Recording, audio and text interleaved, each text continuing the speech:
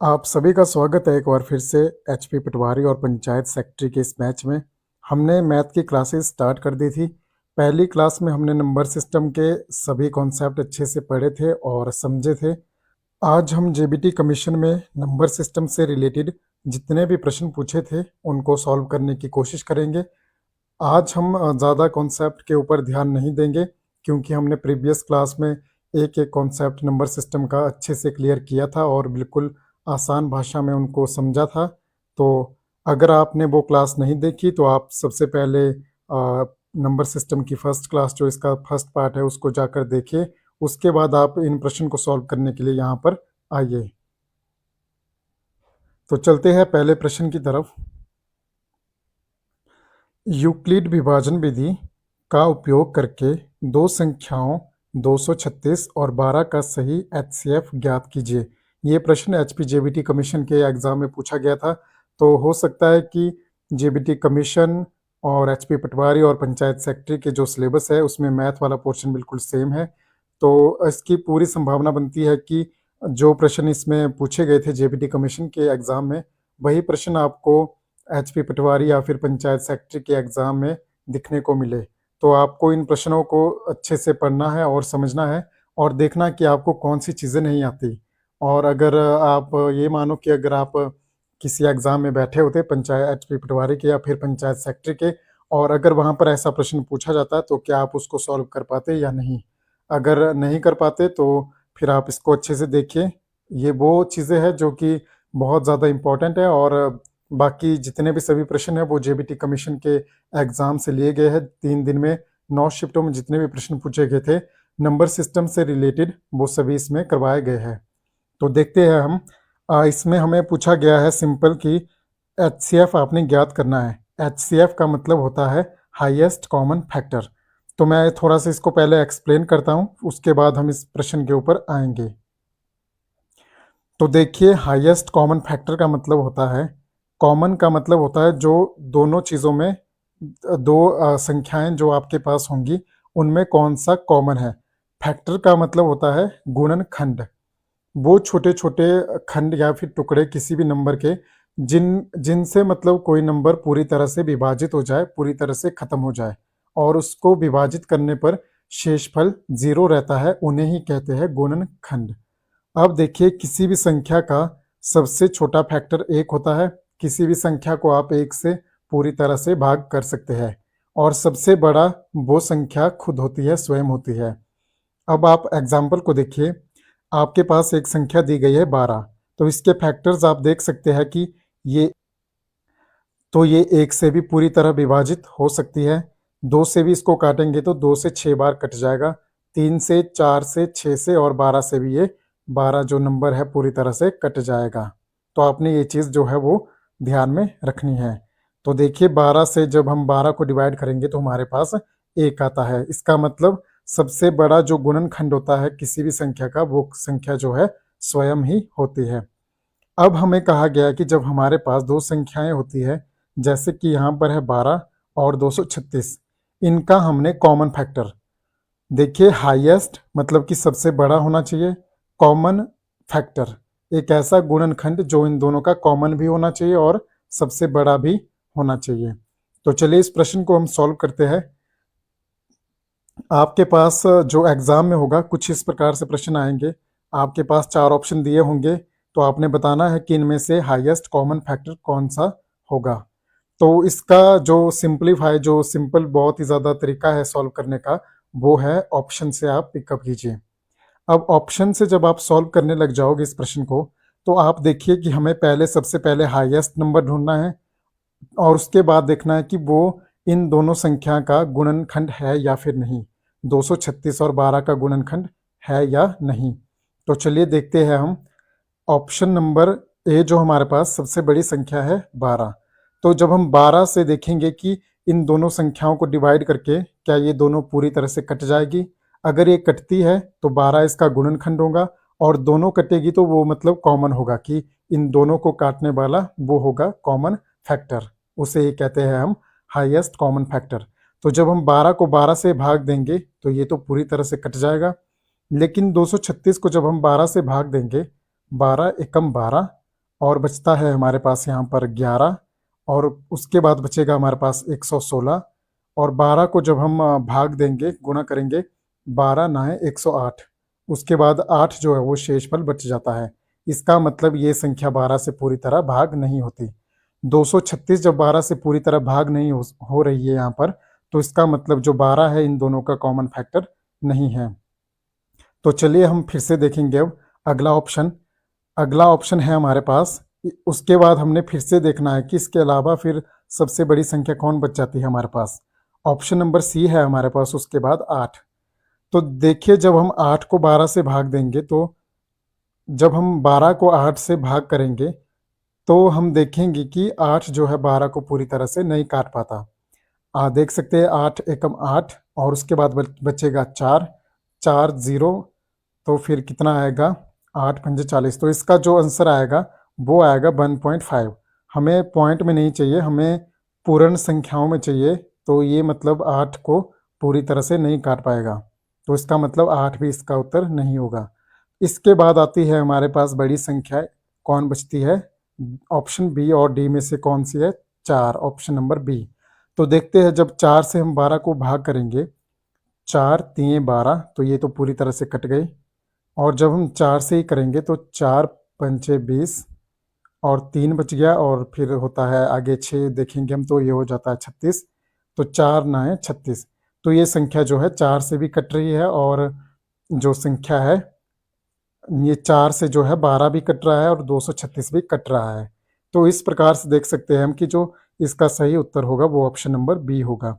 अगर आपको भाग देना नहीं आता तो मैं आपको बता देता हूँ। आपने इस प्रकार से भाग देना है 236 को 4 से, 4 पंचे 20 और यहाँ पर बचेगा हमारे पास 3, माइनस करने के बाद ऊपर से आया 6, 4 9 36। तो ये जो है पूरी तरह से ख़त्म हो गया था। तो आपने इस प्रकार से भाग देना है। हाईएस्ट कॉमन फैक्टर में आपने एक ही चीज़ याद रखनी है कि वो जो है कॉमन फैक्टर, हमारे पास दो संख्या दी जाएगी एग्जाम में बिल्कुल इसी प्रकार से कि एक तो हमारे पास प्रश्न में दो संख्या होगी, उनमें से हमने कॉमन फैक्टर मतलब कि एक ऐसा गुणनखंड जो उन दोनों संख्याओं को पूरी तरह से विभाजित करता हो और वो हाईएस्ट होना चाहिए, सबसे बड़ा होना चाहिए। तो आई थिंक आपको ये समझ आ गया होगा। तो इसका जो सही उत्तर था वो है option number 4, option number B जो कि है 4। तो ये चीज़ आपने ध्यान में रखनी है। आप 9th क्लास या फिर 10th क्लास का एग्ज़ाम नहीं दे रहे हो बोर्ड का कि आपको इस प्रकार से फैक्टर्स बनाने हैं और उसके बाद देखना है कि उसका हाईएस्ट कॉमन फैक्टर कौन सा होगा। नहीं तो अगर आप इस प्रकार से देखते रह गए तो फिर आपको एग्ज़ाम में जो है सभी प्रश्न सॉल्व करने का टाइम नहीं मिल पाएगा। तो चलिए अगले प्रश्न की तरफ। अगला प्रश्न है हमारे पास, if n is equal to 72 and m is equal to 120, what is the least common multiple LCM of n and m based on their prime factorization. तो देखिए यहाँ पर हमें पूछा गया है अब LCM। एक तो हमने पढ़ लिया HCF, अब है हमारे पास LCM। मैं आपको हिंदी में एक्सप्लेन करता हूँ। LCM का मतलब होता है लीस्ट कॉमन मल्टीपल, मल्टीपल का मतलब होता है गुणज, जो मतलब कि हम कहते हैं मल्टीपल मतलब जैसे कि जिसको हम गुणा करके लिखते हैं या फिर जो गुणा करके आता है। तो देखिए मैं इसको थोड़ा सा आपको एग्जांपल के साथ बताता हूँ कि लीस्ट कॉमन मल्टीपल क्या होता है। तो देखिए सबसे छोटा गुणज 1 से गुणा करके वो संख्या खुद ही होती है। जैसे कि 4 का मल्टीपल देखेंगे, मल्टीपल मतलब कि गुणा करना है हमने। जैसे 4 को 1 से करेंगे तो 4 आएगा, तो 4 मल्टीपल है। वैसे ही 4 को 2 से मल्टीप्लाई करेंगे तो 4 दूने 8 आएगा। वैसे ही यहाँ पर देख सकते हैं कि 3 से करेंगे या फिर किसी भी संख्या से आप मल्टीप्लाई करेंगे तो जो वो संख्या आएगी वो उसका क्या होगा? मल्टीपल होगा, जिसे हम कहते हैं गुणज। आई थिंक आपको ये बात समझ आ गई होगी। तो यहाँ देख सकते हैं हम LCM जो है लीस्ट कॉमन मल्टीपल। LCM में हमने क्या देखना है? लीस्ट। लीस्ट का मतलब छोटा, लीस्ट या फिर लोएस्ट को बोल सकते हो आप, लोएस्ट कॉमन मल्टीपल। जब हमारे पास दो संख्या दी जाएगी प्रश्न में तो हमने देखना है कि वो कौन सा मल्टीपल है जो 2 का भी होगा और 3 का भी होगा, लेकिन वो होना चाहिए सबसे छोटा। देखिए 12 जो संख्या है, 12 जो है 2 का भी मल्टीपल है, 2 गुना 6 करोगे तो 12 आएगा, और 3 का भी मल्टीपल है, 3 गुना 4 करोगे तो वो भी 12 आता है। लेकिन क्या ये लीस्ट है? नहीं, क्योंकि हमारे पास 6 सबसे पहले आता है। 2 तियां 6 और 3 दूनी 6। तो जो 6 है वो हमारा लीस्ट है। लीस्ट नंबर मतलब लोएस्ट नंबर। तो आपने ध्यान में रखना है कि हमें चाहिए लोएस्ट नंबर। तो आंसर में आएगा हमारे पास 6। हाँ, एचसीएफ में हमने देखा था कि हाईएस्ट कॉमन फैक्टर मतलब सबसे बड़ा देखना था उनमें गुणनखंड। लेकिन यहाँ पर देखना है हमने सबसे छोटा मल्टीपल कौन सा है दो संख्याओं का। तो चलते हैं प्रश्न की तरफ। देखिए हमारे पास दो संख्याएं हैं। एक तो है हमारे पास 72 और दूसरी है हमारे पास 120। इसमें भी हमारे पास 4 मल्टीपल दिए गए हैं। तो हमने देखना है कि पहले सबसे लीस्ट नंबर कौन सा है इनमें से छोटा, क्योंकि हो सकता है कि जैसे मैंने बताया था ऑप्शन में मान लो 6 और 12 दोनों आ गए, तो हमने पहले 6 को देखना था। अगर हमने पहले 6 को देखा होता तो हम उसको डायरेक्ट आंसर करके चले जाते। तो वैसे ही हम जब एग्ज़ाम में प्रश्न करेंगे तो हमने सबसे पहले छोटी संख्या देखनी है।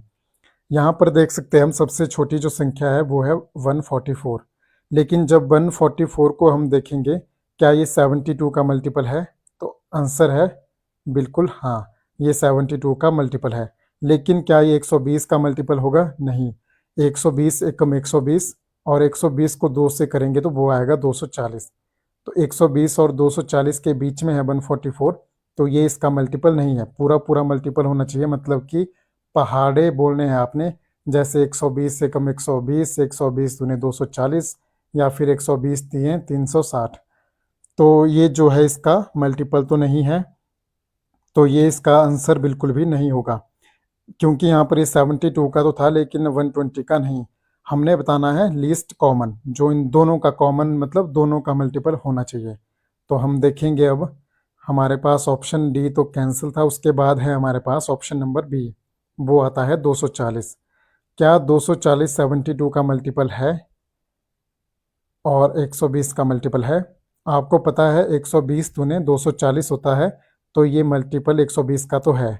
क्या ये 72 का भी मल्टीपल है? आपको पता था कि जब 72 को हमने 2 से मल्टीप्लाई किया तो 144 आ रहा था। 240 जो है बड़ा है। हम करेंगे इसको मल्टीप्लाई 3 से तो कितना आएगा हमारे पास? 3 दूने 6, 3 सत्ते 21, 216। अगर 4 से करेंगे तो वो बन जाएगा 4 दूने 8, 4 सत्ते 28, 270। जो 72 के मल्टीपल होंगे या तो 216 होगा या 278। 240 के इसका मल्टीपल नहीं है, तो ये भी आंसर नहीं होगा। तो इसको भी हम कर लेते हैं इरेज। अब बचता है हमारे पास 360 और 720। तो हमें लिस्ट चाहिए तो हम पहले छोटा नंबर देखेंगे। 360 जो है 120 का मल्टीपल है। तो अगर हम काट के देखेंगे तो 12 3 36, मतलब कि 120 को 3 से गुणा करने पर 360 आता है। क्या 360 जो है वो 72 का मल्टीपल है? तो जब हम मल्टीप्लाई करेंगे, आपको अपने हिसाब से देखना कि आपको पहाड़े कितने के आते हैं। तो मैं तो यहाँ पर सीधे करूँगा 36 दूने 72 और 36 धाए 360 और 2 से काटूंगा फिर से तो ये आ जाएगा 5, मतलब पूरी तरह से कट रहा है। तो मतलब कि 72 इंटू 5 करेंगे जब हम, तो हमारे पास आएगा 360। तो हमने देखा कि 360 जो है 120 का भी मल्टीपल है और जो है 72 का भी मल्टीपल है कॉमन, और ये लीस्ट नंबर है क्योंकि इससे बड़ा 720 है। और 720 भी आप अगर देखोगे तो 720 भी जो है वो इन दोनों का मल्टीपल है।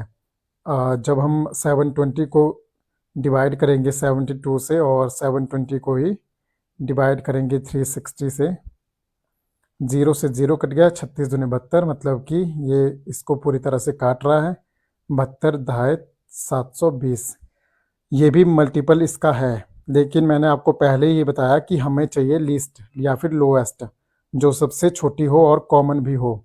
संख्याएं 144 और 240 भी छोटी थी, लेकिन ये इन दोनों का मल्टीपल नहीं थी, इसलिए जो सही उत्तर होगा वो होगा option number A. I think आप सभी को जो है एलसीएम और एचसीएफ के बारे में पता चल ही गया होगा। फिर से देखिए, एचसीएफ मतलब गुणनखंड, ऐसे छोटे छोटे टुकड़े जो किसी संख्या को पूरी तरह से भाग देते हैं, तो वो होते हैं हमारे HCF. Sorry, highest common factor में हमने ये देखना था कि फैक्टर्स कौन होते हैं जो छोटे छोटे टुकड़े जो किसी संख्या को भाग दे रहे थे पूरी तरह से। और मल्टीपल में कि आपने गुणा करना है संख्याओं को, जैसे कि 4 का मल्टीपल क्या होगा, 4 एकम 4, 4 दूने 8, 4 तीन 12, ये सभी क्या होते हैं, मल्टीपल होते हैं। मल्टीपल में आपने जो है पहाड़ा बोलना है, और फैक्टर्स में आपने वो टुकड़े देखने हैं जो किसी संख्या को पूरी तरह से भाग करते हो। आई थिंक आपको ये समझ आ गया होगा, और ये दोनों प्रश्न जो है जेबीटी कमीशन में पूछे गए थे, तो हो सकता है कि एचपी पटवारी में भी आपको ये प्रश्न दिखने को मिल जाए, तो आपने इनको ध्यान में रखना है। अगले प्रश्न की तरफ चलते हैं। अब आता है हमारे पास प्रश्न कॉम्यूटेटिव प्रॉपर्टी। ये देखिए नंबर सिस्टम का एक पार्ट है। बाकी सभी जो कॉन्सेप्ट है वो मैंने प्रीवियस क्लास में क्लियर कर दिए हैं। कुछ एक चीज़ें रह गई थी, जैसे कि एचसीएफ हो गया, एलसीएम हो गया, कॉम्यूटेटिव प्रॉपर्टी हो गया, एसोसिएटिव प्रॉपर्टी हो गया, और क्लोजर प्रॉपर्टी हो गया। तो इसको जो है, इन सभी चीज़ों को हम इस क्लास में कवर अप कर देंगे। इसके बाद आपको कुछ भी ऐसा एक भी पॉइंट नहीं मिलेगा जिसको मतलब कि आप एक भी पॉइंट नहीं मिलेगा ऐसा भी जहाँ से आपका कोई प्रश्न छूट रहा है। आपके हर एक वो कॉन्सेप्ट इसके बाद क्लियर हो जाएंगे। तो कॉम्यूटेटिव प्रॉपर्टी का मतलब क्या होता है, मान लो दो संख्याएं हैं हमारे पास ए और बी। अगर हम उन दोनों को आपस में ऐड करेंगे, मान लो ए है हमारे पास 4 और बी है हमारे पास 3, तो इन दोनों को ऐड करने पर हमारे पास आता है 7। तो कॉम्यूटेटिव प्रॉपर्टी क्या कहती है कि जब हम इनका स्थान आपस में बदल देंगे, मान लो पहले हमने a प्लस बी किया था, अब हमने b प्लस ए किया, तो हमारे पास b की जो वैल्यू थी वो थी 3 और a की वैल्यू थी हमारे पास 4। तो इन दोनों को ऐड करके क्या रिजल्ट सेम आएगा या फिर नहीं? तो आपको पता है जब हम 3 और 4 को ऐड करेंगे तो हमारे पास उसको अब आंसर जो आएगा वो भी 7 ही आएगा। तो इसका मतलब है कि अगर हम जब कोई भी दो संख्याएं हैं उनको हम प्लस कर रहे हैं, उनका जोड़ कर रहे हैं, और अगर हम उनका स्थान बदल भी दें तो जो रिजल्ट है उसमें कोई अंतर नहीं होगा, जैसा कि आपने देख लिया। आई थिंक आपको ये समझ आ गया होगा। नहीं आया समझ, मैं फिर से बताता हूँ कॉम्यूटेटिव प्रॉपर्टी क्या होती है। संख्या ए थी हमारे पास 4, संख्या बी थी हमारे पास 3। हमने जब इनको ऐड किया हमारे पास आया 7।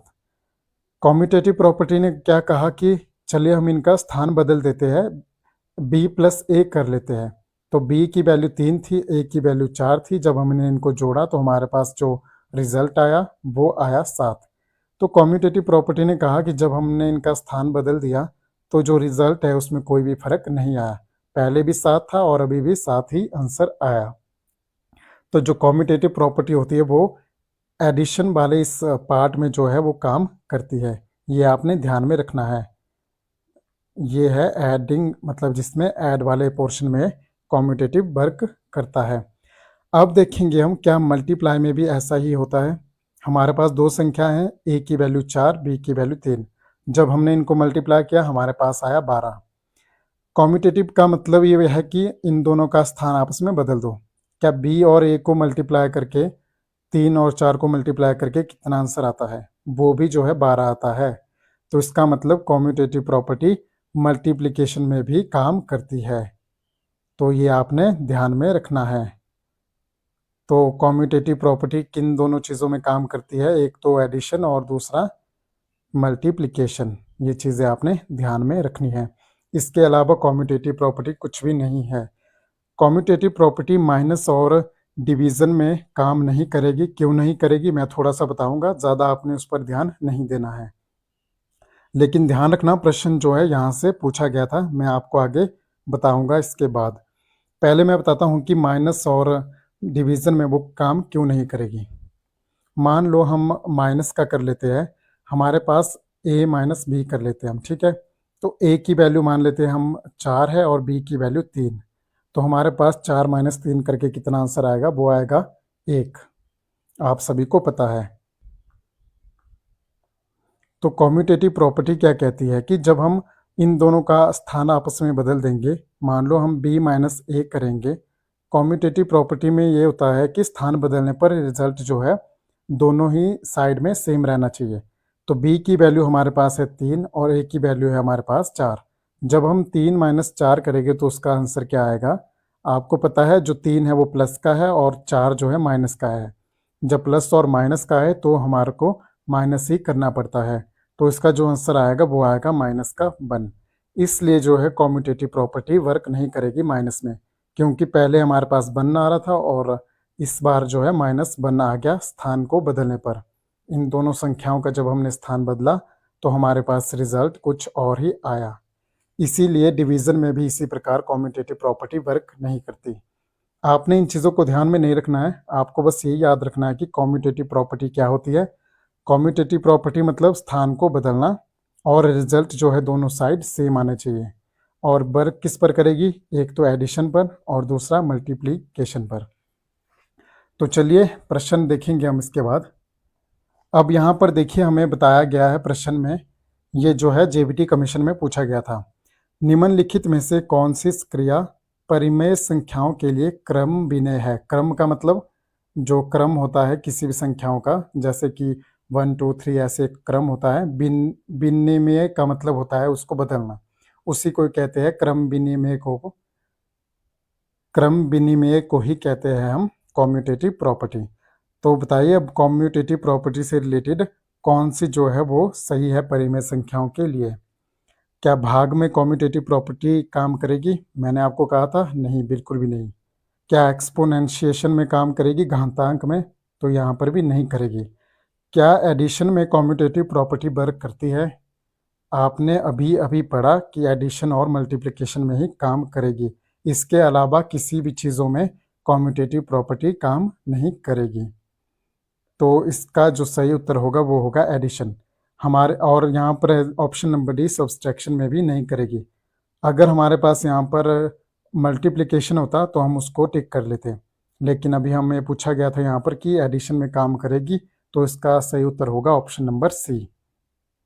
तो देख सकते हैं आप ये मत सोचना कि ये कॉन्सेप्ट ऐसे ही पढ़ाया जा रहा है आपको। मैंने कॉन्सेप्ट के बाद हर एक वो प्रश्न इंक्लूड किया है जो जेबीटी कमीशन में पूछा गया था। मान लो अगर आपने जेबीटी कमीशन का एग्ज़ाम दिया होता या फिर एचपी पटवारी का एग्ज़ाम दे रहे हैं और ये प्रश्न पूछा गया होता, क्या आप इसका आंसर कर पाते या नहीं? अगर आपका जवाब है नहीं, तो इस कॉन्सेप्ट को अच्छे से पढ़िए और उसके बाद कभी भी भूलने की कोशिश मत करना और इसको बार बार रिवाइज़ करना। अगर आप इसको कॉन्सेप्ट को आपका क्लियर है तो आपने खाली जो है रिवाइज़ करना है और वीडियो को थोड़ा सा स्पीड में देखना है। तो चलते हैं अगले कॉन्सेप्ट की तरफ, एसोसिएटिव प्रॉपर्टी। अब इसमें देखिए क्या होता है, एसोसिएशन में क्या होगा आपके पास, ये कहता है कि हमारे पास कोई भी संख्या है, उनमें से मान लो मैं सीधा एग्जांपल देता हूँ आपको, हमारे पास 3 संख्या है 4 गुना 2 गुना 6। तो ये क्या कहता है कि जब हम पहले मान लो 4 और 2 के साथ जब हम इनका प्रोडक्ट निकालेंगे, इन दोनों को हल करेंगे और उसके बाद हम जो है नेक्स्ट वाली जो संख्या है उसको हल करेंगे, तो हमारे पास रिजल्ट जो है क्या बनेगा। जब हम 4 और 2 को आपस में हल किया तो हमारे पास आया 8 और फिर गुणा करना था हमने 6 से, तो वो आया हमारे पास 48। ठीक है। और दूसरी तरफ देखेंगे, पिछली बार हमने क्या किया था कि पहले 4 और 2 के साथ जो है स्टार्टिंग की थी। एसोसिएटिव प्रॉपर्टी कहती है कि क्या हम लास्ट वाले इन 2 से अगर जब हम स्टार्ट करेंगे इसको सॉल्व करना, तो देख सकते हैं आप कि 6 गुना 2 होता है 12 और उसके बाद जो है 4 का 4 ऐसे ही लिख लिया और अब हम इसको गुणा करेंगे तो ये आएगा हमारे पास 48। तो एसोसिएटिव प्रॉपर्टी कहती है कि चाहे हम पहले इन दोनों को सॉल्व करें या फिर पहले हम इन दोनों को सॉल्व करें, हमारा जो रिजल्ट है वो सेम आना चाहिए, तभी जो है ये एसोसिएटिव प्रॉपर्टी कहलाएगी। बहुत ही आसान है, देखिए मैंने आपको बताया कि चाहे पहले हम इन दोनों को सॉल्व करें या फिर इन दोनों को सॉल्व करें, एट लास्ट हमारे पास जो आंसर अगर सेम आया तो ये एसोसिएटिव प्रॉपर्टी का एक हिस्सा है। ध्यान में रखना, एसोसिएटिव प्रॉपर्टी मल्टीप्लिकेशन पर काम कर गई। ठीक है। अब एडिशन पर देखते हैं हम। देखिए पहले हम इन दोनों को सॉल्व किया तो हमारे पास आता है 9 जमा 7 जमा 9 16 और उसके बाद हमारे पास जमा 2 करने के लिए, तो वो आया था 18। क्या हम अब इन दोनों को पहले सॉल्व करेंगे तो 9 और 2 कितना होगा 11, 11 में 7 जोड़ने पर भी हमारे पास 18 ही आ रहा है, तो यहाँ पर भी रिजल्ट सेम आ रहा है। ये चीज़ आपने जो है ध्यान में रखनी है। एसोसिएटिव प्रॉपर्टी भी मल्टीप्लिकेशन और एडिशन में ही काम करती है, सब्सट्रैक्शन और डिवीज़न में ये काम नहीं करेगी। आपने ये बात ध्यान में अच्छे से रखनी है। देखिए फिर से मैं आपको रिकॉल करवाता हूँ। कॉम्यूटेटिव का मतलब था कि हमने उन संख्याओं का जो है क्रम को बदलना है, उनकी जो स्थिति है उनको एक्सचेंज करना है आपस में, तो रिजल्ट जो है सेम आना चाहिए। और ये काम किस पर कर रही थी? एडिशन और मल्टीप्लिकेशन पर। एसोसिएटिव में क्या पढ़ा हमने कि एसोसिएटिव में हमने पढ़ा हम चाहे किसी भी दो संख्याओं को पहले सॉल्व करें या फिर फर्स्ट की दो या फिर लास्ट की दो, हमारे पास जो आंसर है वो सेम आना चाहिए। और ये जो पॉसिबल हुआ था वो मल्टीप्लिकेशन और एडिशन में ही पॉसिबल हुआ था। जैसे वहाँ पर सब्सट्रैक्शन और डिवीज़न में ये चीज़ें पॉसिबल नहीं होगी, वैसे ही एसोसिएटिव प्रॉपर्टी भी सब्सट्रैक्शन और डिवीज़न बाकी जितने भी चीज़ें हैं उनमें पॉसिबल नहीं होती। ध्यान में रखना है मल्टीप्लिकेशन और एडिशन पर ही एसोसिएटिव प्रॉपर्टी और आपकी जो है वो कॉम्यूटेटिव प्रॉपर्टी वर्क करती है। अब आप पूछोगे कि इसको पढ़ने का फ़ायदा क्या है? मैं आपको प्रश्न बताता हूँ। उससे पहले हम पढ़ेंगे क्लोजर प्रॉपर्टी। क्लोजर प्रॉपर्टी क्या होती है? देखिए अच्छे से बताता हूँ मैं आपको। मान लो कोई रैशनल नंबर है हमारे पास, परिमेय संख्या।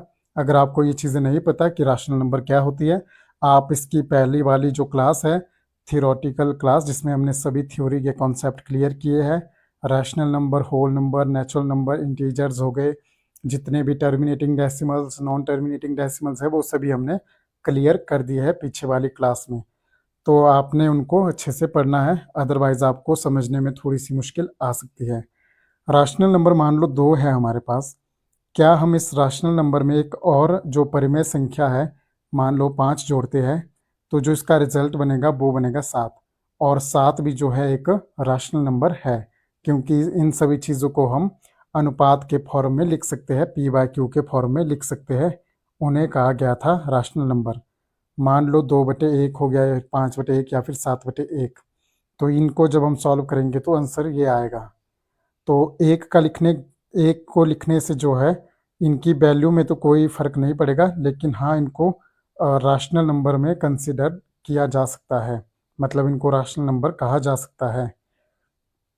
तो देखिए क्लोजर प्रॉपर्टी का यही मतलब है कि जब हम कोई दो चीज़ें आपस में सेम सेम जोड़ते हैं तो उनका रिजल्ट जो है सेम ही आता है।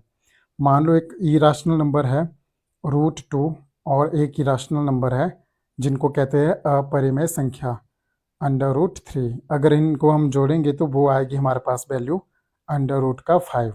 तो देखिए अपरिमेय संख्या और अपरिमेय संख्या को जोड़ने पर जो रिजल्ट मिलेगा वो हमें मिलेगा अपरिमेय संख्या। तो ये चीज़ें आपने ध्यान में रखनी है। तो चलते हैं अब प्रश्न की तरफ।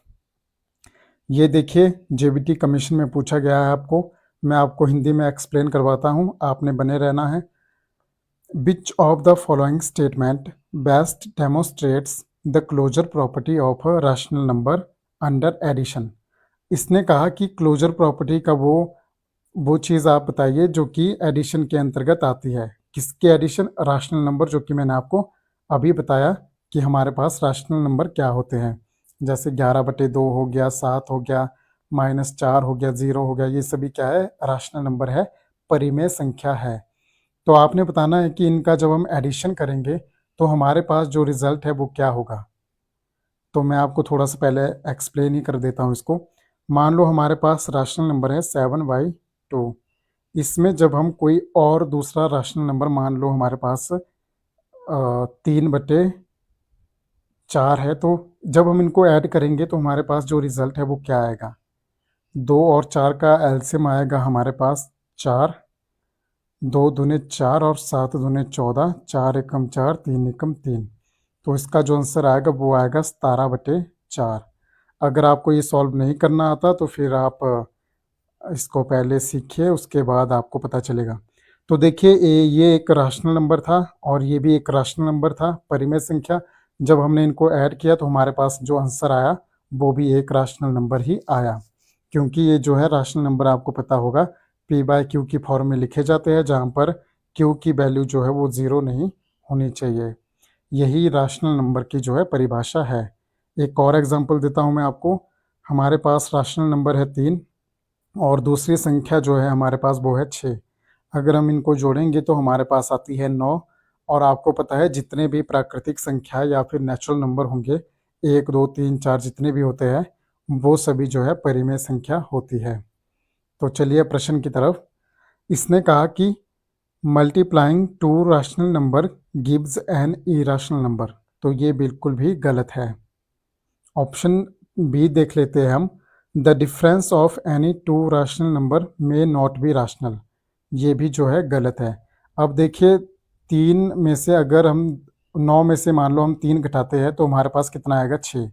तो किस ये भी एक परिमेय संख्या और ये भी, क्या इन दोनों परिमेय संख्या का जो डिफरेंस है वो राशनल नंबर, इसने कहा मे नॉट बी राशनल, क्या वो राशनल नहीं हो सकता? बिल्कुल गलत, वो हमेशा जो है राशनल ही होगा। और वैसे ही अगर मान लो 9 गुना 3 करता हूँ मैं, क्या मल्टीप्लाई करने पर 27 नहीं आएगा? तो आपको पता है जितनी भी प्राकृतिक संख्याएं होती है वो सभी परिमेय संख्या होती है। हम इसे 27/1 की फॉर्म में लिख सकते हैं, तो ये भी गलत उस हिसाब से होता है। इसने कहा कि dividing a rational number by zero is rational number, तो ये तो गलत है, क्योंकि मैंने आपको बताया था पिछली क्लास में कि जब हम मान लो 4 को 0 से भाग कर रहे थे, उसकी वैल्यू जो है वो इन्फिनिटी या फिर अनडिफाइंड है, जिसकी वैल्यू का हम पता ही नहीं लगा सकते, तो ये तो परिमेय संख्या कभी भी नहीं हो सकती। और उसके बाद है ऑप्शन नंबर डी हमारे पास, the sum of any two rational number is always rational number. इसने एक्चुअल में यही पूछा था कि जब हम किसी दो रैशनल नंबर का एडिशन करेंगे तो हमारे पास क्या आएगा। The sum of any two rational number, किसी भी दो संख्याओं का, परिमेय संख्याओं का जो जोड़ है वो हमेशा ही परिमेय होता है। 4 + 3 ये दोनों रैशनल नंबर है, इसका जो सम आएगा वो भी एक परिमेय संख्या रैशनल नंबर ही आएगी। आई थिंक आपको ये भी पता चल गया होगा क्लोजर प्रॉपर्टी क्या होती है। तो अगला प्रश्न देखिए, ये प्रश्न भी जो है जेबीटी कमीशन का पूछा गया है, तो आपने इसका आंसर देने की कोशिश करनी है।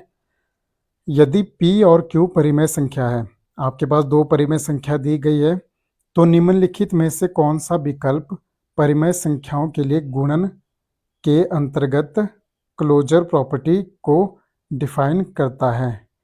तो देखिए, क्लोजर प्रॉपर्टी मैंने आपको बता दी, P को Q से विभाजित करने पर सदैव एक पूर्णांक प्राप्त होता है। पूर्णांक मतलब कि पूरी संख्या। क्या मान लो हम लिख लेते हैं जैसे कि P हमारे पास 5 है, ये एक परिमेय संख्या है, और Q मान लेते हैं हम 2 है। क्या जब हम इनको विभाजित करेंगे तो क्या ये पूर्णांक होंगे? तो आपको पता है जब हम 5 को 2 से भाग करेंगे तो हमारा जो आंसर आएगा वो आएगा 2.5। लेकिन 2.5 तो एक फ्रैक्शन है, ये पूर्णांक नहीं है, हमेशा ऐसा पॉसिबल नहीं हो सकता। हाँ, मान लो अगर कि हमारे पास इसकी जगह 4 और 2 दिया होता है वैल्यू, तो 4 को जब हम 2 से भाग करते तो हमारे पास जो आंसर आना था वो आना था 2। इस केस में ये पूर्णांक है, लेकिन हमेशा ये पॉसिबल नहीं हो सकता। ये हमने एग्जाम्पल लिया है, हो सकता है कि यहाँ पर कोई भी वैल्यू हो, इससे आपको कोई मतलब नहीं। आपने देखना है कि क्या हर एक सिचुएशन को ये क्लासिफाई कर पा रही है या फिर नहीं कर पा रही। अब देखिए ऑप्शन नंबर बी है हमारे पास, P को जब हम Q से गुणा करेंगे तो सदैव जो P है वो इन दोनों के मल्टीप्लिकेशन से बड़ा होगा। यहाँ पर थोड़ी सी टाइपिंग मिस्टेक है, ये कहना चाहता है कि मान लो जब हम P और Q को आपस में गुणा करेंगे तो P जो है हमेशा उन दोनों से बड़ा ही होगा, जो सम आएगा उससे जो है P बड़ा होगा। क्या ये पॉसिबल है? तो आंसर अभी हम देख लेते हैं। मान लो P है हमारे पास 5 और Q है हमारे पास 2, जब हम इन दोनों को मल्टीप्लाई करेंगे तो हमारे पास आएगा 10। क्या ये जो 10 है वो P से हमेशा बड़ा रहेगा? यहाँ पर तो हम देख रहे हैं कि ये 5 से जो है बड़ा है, लेकिन मान लो इसी जगह P और Q की वैल्यू कुछ और होती, मान लो अभी हम देखते हैं। मान लो यहाँ पर हमारे पास वैल्यू होती P की वैल्यू, मान लो P की वैल्यू 1 है और Q की वैल्यू हमारे पास यहाँ पर 0 है, क्योंकि 0 भी एक परिमेय संख्या है, तो जो इसका आंसर आता वो आता 0। किसी भी संख्या को 0 से गुणा करने पर 0 ही आता है। अब बताइए कि जो परिणाम है वो P से बड़ा है या छोटा है? तो देख सकते हैं आप, इस केस में जो है 0 जो है 1 से छोटा है, क्योंकि p की वैल्यू हमने 1 मानी थी और q की वैल्यू 0 मानी थी। तो ये सिचुएशन हर बार फॉलो नहीं होती, इसलिए ऑप्शन नंबर बी भी गलत है। अब चलते हैं अगले ऑप्शन की तरफ। क्योंकि देखिए परिमेय संख्या यहाँ पर कोई भी हो सकती है, आपने हर एक चीज़ नोटिस करनी है, तभी आपका सही उत्तर आएगा। क्या p प्लस q एक परिमेय संख्या है? आपको पता है कि p और q जो है परिमेय संख्या दी गई थी। तो जब आपको पता है कि जब हम इन दोनों का एडिशन करेंगे तो वो हमेशा जो है इसका रिजल्ट एक परिमेय संख्या ही होगा, अपरिमेय संख्या कभी नहीं हो सकता। तो ये भी इसका गलत ऑप्शन है। अब देखते हैं हम ऑप्शन नंबर डी को। p इंटू क्यू एक परिमेय संख्या है। अगर मान लो p और q हमारे पास 5 और 2 दिया गया है तो वो हमेशा जो है परिमेय ही रहेगी। इसकी जगह मान लो हमारे पास 3 और 4 दिया होता तो उसको मल्टीप्लाई करके हमारे पास 12 आता। क्योंकि ये दोनों भी परिमेय संख्या है तो इसका जो रिजल्ट है वो भी परिमेय संख्या ही होगा। तो ये चीज़ आपने जो है वो ध्यान में रखनी है। आई थिंक आप सभी को ये समझ आ गया होगा। तो चलते हैं अगले प्रश्न की तरफ। किसी भी पूर्ण वर्ग का अंतिम अंक क्या होगा? आपको पता है कि पूर्ण वर्ग क्या होते हैं, परफेक्ट स्क्वायर। पिछली क्लास में हमने इन पर बहुत ही ज़्यादा चर्चा की थी, तो मैं थोड़ा सा आपको फिर से बता ही देता हूँ। पूर्ण वर्ग का मतलब होता है परफेक्ट स्क्वायर नंबर। जैसे 1 का स्क्वायर 1 हो गया, 2 का 4, 3 2 का 4, 3 का 9, 4 का 16, 5 का 25। ये जो संख्या आ रही है ये कैसी है? ये इन्हीं को कहते हैं हम परफेक्ट स्क्वायर नंबर, पूर्ण वर्ग अंक। और 6 का होगा 36, 7 का होगा 49, 8 का होगा 64, 64 और 9 का होगा 81, 81 और 10 का होगा 100। अब देखिए प्रश्न में इसने क्या पूछा है। ये कहता है कि इनका जो अंतिम अंक होगा, जैसे मान लो ये तो एक डिजिट की है तो इनमें अंतिम अंक जो होगा वो 1, 4 और 9 होगा। लेकिन 16 में अंतिम अंक 6 है, यहाँ पर जो अंतिम अंक है वो 5 है, यहाँ पर 6 है, यहाँ पर 9 है, इसमें 4 आएगा, इसमें 1 आएगा, इसमें अंतिम अंक 0 आएगा। तो इसने पूछा है कि अगर परफेक्ट स्क्वायर नंबर है तो उसमें अंतिम अंक क्या हो सकता है। ऑप्शन ए है आपके पास, यह 0, 1, 4, 6, 9 हो सकता है। तो देख लेते हैं हम कि 100 का जब 10 का स्क्वायर किया था हमने तो 100 आया था हमारे पास परफेक्ट स्क्वायर नंबर। तो अंतिम अंक की जो है 0 भी हो सकता है। क्या वो एक हो सकता है? जी हाँ। जब 9 का स्क्वायर किया था हमने, वर्ग निकाला था, 81 था, तो इसका अंतिम अंक 1 भी हो सकता है। क्या वो 4 हो सकता है? यहाँ पर देख सकते हैं आप कि 4 भी हो सकता है। 5 हमने 25 में देखा था कि 5 भी अंतिम अंक हो सकता है। 6 देखिए, 36 और 16 में देख सकते हैं आप अंतिम अंक जो है वो 6 भी हो सकता है। क्या 9 हो सकता है? तो देखिए 49 में हमारे पास है, अंतिम अंक जो है वो 9 है, तो इसका मतलब 9 भी हो सकता है। ऑप्शन नंबर ए बिल्कुल सही है। फिर भी हम बाकी ऑप्शन को देख लेते हैं। यह कोई भी अंक हो सकता है, तो ये तो बिल्कुल गलत होगा। यह 0, 1, 2, 5 हो सकता है। देखिए 0 तो होगा, 1 भी होगा, 5 भी होगा, लेकिन 2 जो है वो नहीं होता, तो इसलिए ये ऑप्शन नंबर सी भी गलत होगा। यह केवल 1 से 9 तक की संख्या हो सकती है। देखिए कभी भी जो है परफेक्ट स्क्वायर का अंतिम अंक जो है 2 नहीं हो सकता, तो ये तो ऑप्शन में गलत है, क्योंकि यहाँ पर दिया ही नहीं कि इसने कहा 1 से 9 तक की संख्या हो सकती है। ज़रूरी नहीं किसी, अगर आप देखोगे स्क्वायर नंबर को निकाल कर तो किसी भी संख्या का अंतिम अंक जो है वो 2 कभी भी नहीं होगा। तो ये बात आपने ध्यान में रखनी है। तो सभी अंक जो है 1 से 9 तक नहीं हो सकते। इसीलिए हमारा जो आंसर होगा वो ऑप्शन नंबर ए इसका बिल्कुल सही उत्तर होगा। तो चलिए अगले प्रश्न की तरफ। निम्नलिखित में से कौन सी संख्या एक पूर्ण वर्ग का अंतिम अंक नहीं हो सकता? हमने अभी पढ़ा कि पूर्ण वर्ग के अंतिम अंक क्या क्या हो सकते हैं।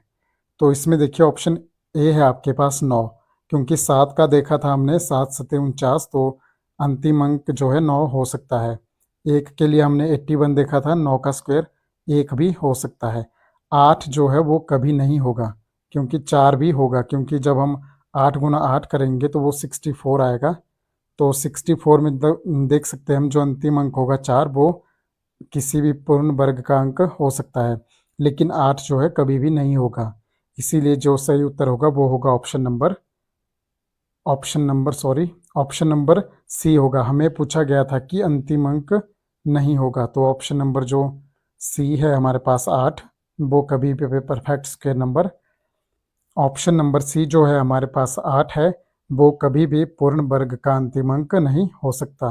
तो जो सही ऑप्शन है हमारे पास वो है ऑप्शन नंबर सी। तो चलिए अगले प्रश्न की तरफ। प्रत्यक्ष गुणन द्वारा किस संख्या का वर्ग 121 है? आपको स्क्वायर नंबर याद होने चाहिए। 10 का जो स्क्वायर होता है वो होता है 100, 11 का होता है 121, 12 का होता है 144, 13 का होता है 169, 14 का होता है 196, 15 का होता है 225। आपको ये जो है 30 तक तो कम से कम याद होने ही चाहिए। तो जो 11 का स्क्वायर होता है वो होता है 121। इतना आसान सवाल आपसे पूछा गया था। तो आई थिंक अगर आपको पता नहीं तो वर्ग का मतलब होता है कि एक किसी भी संख्या को उसी संख्या से गुणा करना। जैसे मान लो 11 को जब हम 11 से गुणा करेंगे तो वो जो है 121 आएगा। तो यही पूछा था इसने कि कौन सी संख्या है जिसका वर्ग 121 होता है। तो ये चीज़ें आपने ध्यान में रखनी है। तो चलिए अगले प्रश्न की तरफ। How many perfect square are there between 1 and 25? 1 और 25 के बीच में कितने परफेक्ट स्क्वायर पूर्ण वर्ग संख्याएं आती है? आपको पता है 1 का स्क्वायर 1 होता है, 2 का स्क्वायर 4 होता है, 3 का स्क्वायर 9 होता है, 4 का स्क्वायर 16 होता है और 5 का स्क्वायर 25 होता है। आपको पूछा है इन दोनों के बीच में, 1 और 25 के बीच में कौन कौन सी आएगी? तो वो आएगी 3।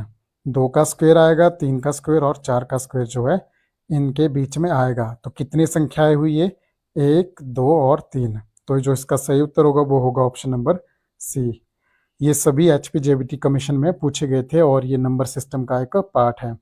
अगर आपको फिर से मैं बोल रहा हूँ, अगर आपको कोई कॉन्सेप्ट नहीं आते, मैंने हर एक वो कॉन्सेप्ट क्लियर किए हैं जो कि जिनसे मतलब कि HPJBT कमीशन के जो नंबर सिस्टम वाले पोर्शन में प्रश्न पूछे गए थे उनके एक एक कॉन्सेप्ट मैंने पिछली क्लास में क्लियर किए हैं। अगर आपने वो क्लास नहीं देखी तो आप उसको एक बार देख सकते हैं। तो चलते हैं अगले प्रश्न की तरफ। Which of the following statement about square root is correct? अब देखिए ये तो स्क्वेयर नंबर थे। अब मैं थोड़ा सा आपको बताता हूँ। स्क्वेयर रूट होता है जैसे कि मान लो हमारे पास जो है 5 का स्क्वायर दिया है 25। जब हम इसका इस प्रकार से लिखेंगे तो इसे कहते हैं स्क्वायर रूट। और इसकी जो वैल्यू होती है वो हो सकती है +-5। ये क्यों हो सकती है मैंने क्लास में आपको अच्छे से एक्सप्लेन करवाया है। तो हम ऑप्शन देख लेते हैं। Only negative numbers have 2 square root, ये तो गलत है। Every positive number have no square root, ये भी गलत है क्योंकि आप देख सकते हैं यहाँ पर पॉजिटिव नंबर दिया है आपके पास, इसका स्क्वायर रूट हो सकता है क्योंकि 25 एक पॉजिटिव नंबर था, इसका स्क्वायर रूट निकाला तो प्लस और माइनस का 5 कुछ भी हो सकता है। तो उस हिसाब से ये भी गलत है। ऑप्शन सी है हमारे पास। एवरी पॉजिटिव नंबर, हर एक जो धनात्मक संख्या है, has 2 squares root, 1 positive and 1 negative. मैंने आपको यहाँ पर पहले ही बता दिया कि जब स्क्वेयर रूट होगा पॉजिटिव नंबर का तो वो पॉजिटिव या नेगेटिव कुछ भी हो सकता है, 2 हो सकते हैं। तो ऑप्शन नंबर सी इसका बिल्कुल सही उत्तर होगा। Every positive number has only 1 square root, ये गलत है। अब प्लस और माइनस क्यों होगा? अब मैंने आपको क्लास में बताया है, अगर आपको फिर भी थोड़ी कन्फ्यूजन है तो मैं बता देता हूँ। जब हम 5 और 5 को गुणा करेंगे तो वो हमारे पास 25 बन जाता है। वैसे ही अगर हम यहाँ पर थोड़ा सा मैं इसको इरेज करता हूँ, 1 मिनट। अगर हमने 5 और 5 को गुणा किया तो हमारे पास 25 आया, लेकिन जब हम -5 और -5 को भी गुणा करेंगे तो उसका आंसर भी जो है हमारे पास ये माइनस का है। 1 मिनट। जब हम -5 और +5 को गुणा -5 और -5 को गुणा करेंगे तो उसका जो आंसर आएगा वो भी 25 आता है प्लस का, क्योंकि माइनस और माइनस जो है कट जाते हैं। इसके लिए मैंने आपको एक बहुत ही अच्छे से समझाया था क्लास में, तो आप जो है क्लास को देख सकते हैं। तो सही उत्तर होगा इसका ऑप्शन नंबर सी। इतने आसान से आपको प्रश्न पूछे गए थे, ये दिखने में बड़े लगते हैं, अगर आपके कॉन्सेप्ट क्लियर होंगे तो आपको इनमें कोई भी प्रॉब्लम नहीं आने वाली। तो चलते हैं अगले प्रश्न की तरफ। A staircase has 6 steps. If the number of coins needed to fill the staircase is equal to the sixth triangular number, how many coins are needed? आपको ट्रायंगुलर नंबर पता होने चाहिए क्या होते हैं, नहीं पता तो मैं बता देता हूँ। देखिए सबसे पहला जो ट्रायंगुलर नंबर है हमारे पास वो है एक। जब एक में हम जब दो जोड़ेंगे देख सकते हैं तो हमारे पास दूसरा ट्रायंगुलर नंबर बनता है, वो होता है 3। इसी प्रकार देखिए पहले हमने 2 को ऐड किया, अब हम 3 को ऐड करेंगे। ट्रायंगल मतलब एक त्रिभुज, देख सकते हैं आपकी त्रिभुज बनता है इनमें से। जब हम 3 को ऐड करेंगे तो तीसरा ट्रायंगुलर नंबर बनेगा 6। जब हम लास्ट वाली लेयर में देख सकते हैं कि 4 और ऐड करेंगे तो जो चौथा ट्रायंगुलर नंबर बनता है उसको वो होगा हमारे पास 10। देख सकते हैं इसमें 1 2 3 4 5 6 7 8 9 और 10। तो जब हम पांचवा ट्रायंगुलर नंबर करेंगे तो उसमें हम +5 और करेंगे। पहले एक था, एक में हमने 2 जोड़ा, 2 में हम फिर बनता है हमारे पास 3, 3 में हमने 3 जोड़ा, वो बनता है हमारे पास 6, 6 में हमने 4 जोड़ा तो बनेगा हमारे पास 10, 10 में हम 5 जोड़ेंगे तो वो बनेगा 15, और 15 में जब हम 6 जोड़ेंगे, आपने एक एक संख्या बढ़ाते जाना है और जोड़ते जाना है, 21। उसी प्रकार जब हम 21 में 7 जोड़ेंगे तो वो बनेगा 28, अगला ट्रायंगुलर नंबर। तो देखिए पहला, दूसरा, तीसरा, चौथा, पांचवा और छठा, जो छठा ट्रायंगुलर नंबर होगा वो क्या होगा हमारे पास 21। इसकी आसान सी ट्रिक है, पहले एक लेना है, एक में आपने अगले जो संख्या 2 जोड़नी है, फिर हमारे पास 3 बनेगा। 3 में हमने क्योंकि हमने पहले 2 जोड़ा था, फिर हम 3 जोड़ेंगे, फिर 4 जोड़ेंगे। इसी प्रकार आपने एक एक संख्या जो है बढ़ते क्रम में जोड़नी है और ट्रायंगुलर नंबर आपका आता रहेगा। तो जो छठा ट्रायंगुलर नंबर है वो है हमारे पास 21। तो इसने कहा कि एक स्टेयरकेस, एक सीढ़ी है, और उसमें जो है सिक्स्थ जो छठा स्टेप है उसमें कितना जो ट्रायंगुलर नंबर होगा वो कौन सा होगा। तो आपने देखा यहाँ पर इमेज में, तो जो छठा ट्रायंगुलर नंबर होता है वो हम यूज़ करेंगे 6 को। छठा जो ट्रायंगुलर नंबर होगा वो होगा 21। ऑप्शन नंबर ए इसका बिल्कुल सही उत्तर है। आपने एक एक जो है बढ़ते क्रम में जोड़ता जाना है, पहले 1 2 3 4 5 ऐसे करके। जोड़ना किस में है, पहला ट्रायंगुलर नंबर 1 हुआ, 1 में हमने 2 को जोड़ना है तो वो बनेगा 3, 3 में हमने जो है फिर 3 को जोड़ना है वो बनेगा 6, फिर 6 में हमने 4 को जोड़ना है तो वो बनेगा 10, 10 में हमने 5 को जोड़ना है तो वो बनेगा 15। इस प्रकार से ट्रायंगुलर नंबर होते हैं। प्रश्न जो है इम्पोर्टेंट है, अगर नहीं पढ़ा तो आपने देख लिया होगा कि इससे प्रश्न पूछा है। अगर आपने इसको इग्नोर करके बैठे होगे कि ये ऐसे प्रश्न नहीं आते, तो आप देख सकते हैं कि ये जेबीटी कमीशन में पूछा गया प्रश्न है। नहीं विश्वास होता तो आप इसको गूगल में सर्च कर सकते हैं। चलिए अगले प्रश्न की तरफ। A number is both a square and triangular number, which of the following is it. जो नंबर है वो ट्रायंगुलर नंबर भी है और स्क्वेयर भी होना चाहिए। तो देख सकते हैं हम ऑप्शन ए में 16, 25, 36 और 49, ये सभी जो है स्क्वेयर नंबर है। 4 का स्क्वेयर, 5 का स्क्वेयर, 6 का स्क्वेयर और 7 का स्क्वेयर। तो ये स्क्वेयर नंबर तो है, लेकिन इनमें ट्रायंगुलर नंबर कौन सा होगा तो उसको हम देखेंगे। देखिए हमने पढ़ा था कि जो छठा ट्रायंगुलर नंबर था वो था 21। अगर नहीं समझ आया तो मैं आपको फिर से बताता हूँ, 1 मिनट। पहला ट्रायंगुलर नंबर 1, दूसरा ट्रायंगुलर नंबर जब हम उसमें 2 जोड़ेंगे तो बनता है 3, 3 में हम 3 जोड़ेंगे तो 6, 6 में हम 4 जोड़ेंगे वो बनेगा 10, 10 में हम 5 जोड़ेंगे 15, 15 में हम 6 जोड़ेंगे तो 21, 21 में जब हम 7 जोड़ेंगे तो वो बनेगा 28, 28 में जब हम 8 जोड़ेंगे तो वो बनेगा 36। जो 36 है वो एक स्क्वायर नंबर भी है और ये एक ट्रायंगुलर नंबर भी बन रहा है। तो इसका जो सही उत्तर होगा वो होगा ऑप्शन नंबर सी, जो है हमारा सही उत्तर है। नहीं समझ आया फिर से देखिए, 1 में हमने जब 2 जोड़ा, फिर 3 में हमने 3 जोड़ा, 6 में हमने फिर 4 जोड़ा, 10 में हमने 5 जोड़ा और 15 में हमने फिर 6 जोड़ा तो 21 बना। 21 में जब हम 7 जोड़ेंगे तो वो 28 बना, और 28 में जब हमने 8 जोड़ा तो वो 36 बना। इसी प्रकार से जो है वो ट्रायंगुलर नंबर बनते जाते हैं। आपको इनमें कोई ट्रिक याद रखने की ज़रूरत नहीं है, सिर्फ और सिर्फ आपको गिनतियों को ही आगे जोड़ते जाना है बढ़ते हुए क्रम में। तो देख सकते हैं ये भी प्रश्न जेबीटी कमीशन में पूछा गया था। आई होप अगर ये पटवारी के एग्ज़ाम में पूछा जाए तो आपका ये गलत नहीं होना चाहिए। चलते हैं अगले प्रश्न की तरफ। 20 से कम कितनी प्राकृतिक संख्याओं के ठीक 4 गुणनखंड होते हैं। थोड़ी सी टाइपिंग मिस्टेक है, ये है गुणनखंड जिनको कहते हैं हम फैक्टर्स।